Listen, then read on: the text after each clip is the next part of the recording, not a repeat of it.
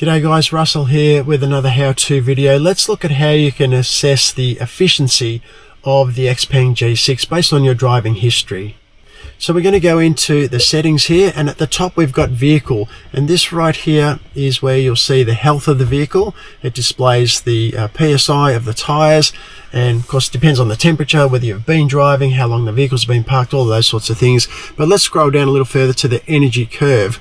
Now a little further than that we've got some mileage, or the kilometers you've driven so far, trip A, trip B, driven after being charged. There's a few different settings there, but I want to focus on the energy curve. So about 2.5 kilometers, what is the efficiency over 2.5 kilometers? So that's next to useless really in terms of data. If we look at the last, well, you can see here 24.6 kilowatts per 100 kilometers. Okay, that's a very short sample and it's not really going to tell you much. About 20 kilometers, whoops, sorry about that, let's try again. About 20 kilometers, that's a little more useful, about 14.2 kilowatts per 100 kilometers from an efficiency point of view or an energy consumption point of view. Over 100 kilometers is probably a more accurate or more realistic gauge of the efficiency. Now, of course, that depends a lot on the type of driving that you do and your driving demeanor, I suppose.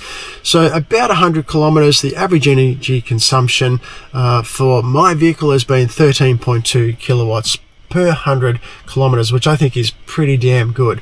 Since the start of the vehicle's records, I guess, since we purchased the vehicle, if we click on that, that will give us just a straight line. You don't get the little curvy thing, but it's telling us 13.3 kilowatts per 100.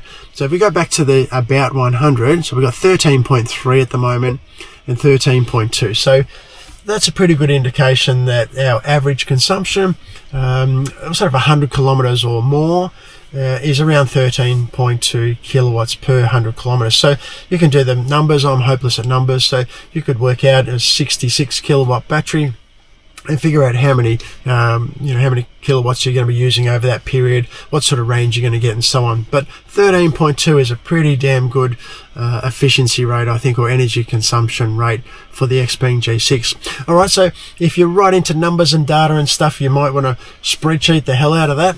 I'm not. I'm hopeless with numbers, but I do like to look at that every now and then based on the 100 kilometer range. And again, 13 or 14 I think is pretty damn good for efficiency.